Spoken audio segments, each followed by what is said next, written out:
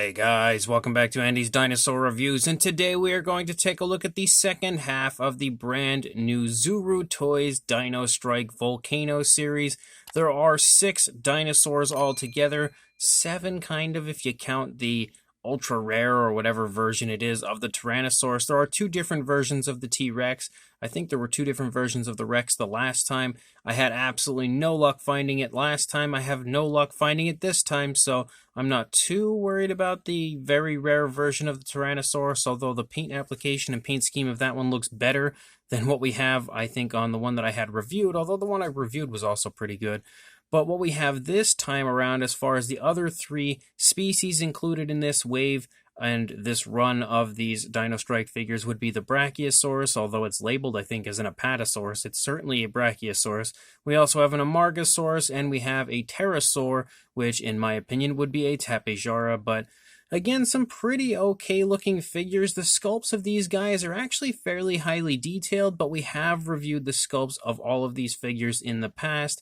So the only thing that's really different on these ones would be the paint applications. And honestly, like the capture gear and everything of these figures, it's exactly the same as the first run of these releases. So a little bit of a bummer, I think, as far as this particular line of the Dino Strike figures go, because we didn't get any new species, we didn't get any new brand new figures. They're all repaints. I don't know about the vehicles because I don't pay attention to those. I'm only concerned with the dinosaurs. And again, species-wise and figure-wise, they are all the same, just different kind of volcanic repaints as far as this line goes. But without further ado, let's go ahead and jump straight to a closer look at these guys right now. So we'll begin with the Pterosaur, the Tapejara, and you can see again, sculpt-wise, it's a really, really nice sculpt.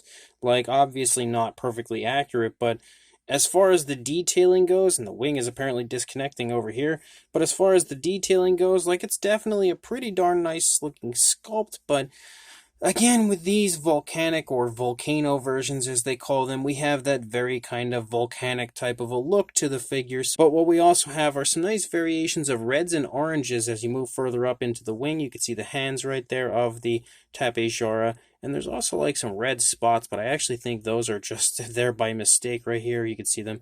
But again, you don't really have too much else going on in the body other than yellow. It's kind of a translucent look, though, for not only the legs here, but in general the entire figure, it seems. But the legs specifically have a really translucent look to them, again giving it that kind of volcanic look. And you can also see the nails are painted with a black, but color-wise we really don't see much else going on up here. But once we come back up to the face of the Pterosaur, you can see the eyes are painted with a green and given a black pupil. And I believe that's been the coloration of the eyes of all of these figures. I don't think any of them have strayed away from that green eye color and red pupil. You can also see that as we transition up the body, we go from this, dark red here to a little bit of a light orange, and then kind of like a very light sort of a yellow, almost like a translucent type of a look right there as well. But we have a much stronger yellow for the lower jaw, and then running down into the underside of the Pterosaur as well. Again, lots and lots of that very, very strong light yellow. And then that's really about it. You can see that we do have, again, the nails of the hands painted, and of course the nails of the feet. The capture gear here is painted with a gold, and then we do have an articulated jaw, if I can get it open, with a purple tongue right there. So you can see the jaw does articulate pretty nicely. And again, the entire figure does have an action feature, which you squeeze the legs, the head kind of moves, but not very well. But that's really about it as far as the Pterosaur goes. It looks okay, but honestly, this was one of the hardest ones to find for me. I end up with like doubles of the Amargasaurus and the Brachiosaurus and the Stegosaurus, I think, which I gave to my son, all trying to get just this Pterosaur, which was kind of a pain to get a hold of. As far as the Amargasaurus goes, I do quite like this one, but it's again not amazing. I do like the colors of this one better than the previous one, but that's just because the colors of the previous sauropods in general I think were a little weird. But as far as this one, we mostly have a nice reddish tone, again following the volcanic theme, with a yellow underside, pretty similar actually to the Pterosaur. But as far as once we come up here to the trademark area of an Amargasaurus running along the back of the neck. Those spines, you can see those are like a very dark maroon. We also have a hint of that maroon right there in the eye area of the dinosaur, and you can see that runs along the back of the dinosaur. We also do have injuries on this one, which are painted out with a very dark black or a very dark gray. I'm not too sure. I think it's actually more of like a dark gray, and kind of makes them look more like scars, I would say, than anything. Doesn't really look too much like an actual injury. We do have the eyes painted with a green, again, and a red pupil, pretty much the way they've all been. There is paint on the inside of the mouth as far as the teeth go, so you can see the teeth are painted. And it kind of looks like the inside of the mouth might have some slight alternate tones, but I can't really say too positively. The underside definitely has that nice yellowish tone, and we do have nail paint painted with a very dark gray, again, or a black, similar to what we see as far as these injuries or scars running along the majority of the figure. Again, nothing amazing, nothing unbelievable as far as these releases go, but it's still kind of a fun Amargasaurus, even though I hate the fact that it only has one line of those spines running along the back of the neck. But regardless, it looks better, I think, than the previous one, but still by no means a perfect version. And again, the ball and chain here is a gold, just like we saw on the Pterosaur as far as the capture gear goes. And then we have an action feature again for this one, which is just the tail moving, which makes the head go, or you can of course go vice versa, move the head, causing the tail to move. Not very well though, but it does move. And then the final one would be the Brachiosaurus, who just lost his actual capture gear. This one is kind of like a light orange sort of color, but it's like a red-orange, I would say, because maybe it's just like different tones, but it really looks like an orange here in the front leg, more of like closer like a red-orange on the back leg. But that's pretty much what we have for the coloration of the main body until you move up to the back, and then we have a super, super bright and pretty ugly looking white coloration that runs along the back and also sports kind of a glossy look, which I'm not a big fan of. And that coloration does run up the entire length of the neck up into the top of the head of the Brachiosaurus. You can again see that we have those injuries kind of painted with a black or a dark gray, just like we saw on the Amargasaurus. And we also have some coloration here for the underside, but this time rather than a yellow, we have a light orange, so at least there is a little bit of difference in color on this one compared to the previous ones. As far as the eyes, again, we've got the green eye with a red pupil, which is exactly how they've been the entire time. We do have painted teeth, which is also a plus.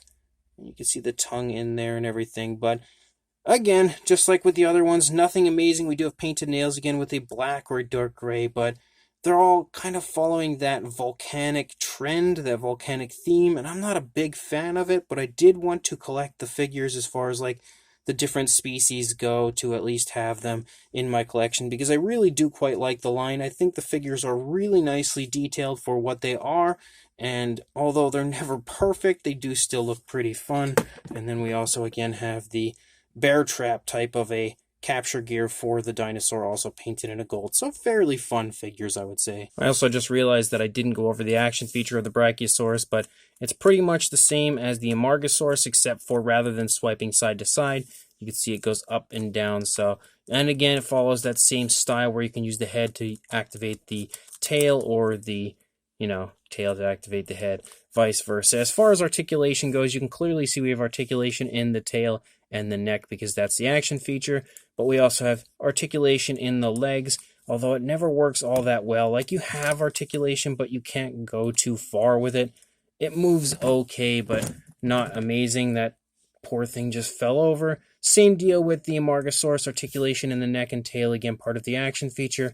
And then, again, the legs, just like with the Brachiosaurus, although you can absolutely get better articulation on the Amargasaurus than you do on the Brachiosaurus. But then for the Pterosaur, you have articulation in the jaw, which is something you don't have on the sauropods, and then on the neck and the legs, because that's, again, the action feature. And then you have no articulation in the wings, which is pretty shocking, because you would expect to have articulation there, but no dice, it seems. As far as sizes go, for a length on the Brachiosaurus, about, I don't know because he fell over.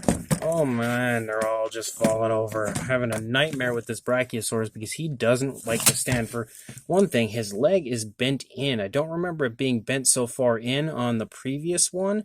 and I've been trying to push it in, but it's not really doing much, and it's causing him to fall over. I almost think he needs the bear trap just to stay standing solid. But for a length, you were looking at about 6 3/4 inches, or around the 17 centimeter range, and then height-wise, about the 3 1/4 inches, or a little over 8 centimeters, maybe, yeah, a little over 8 centimeters.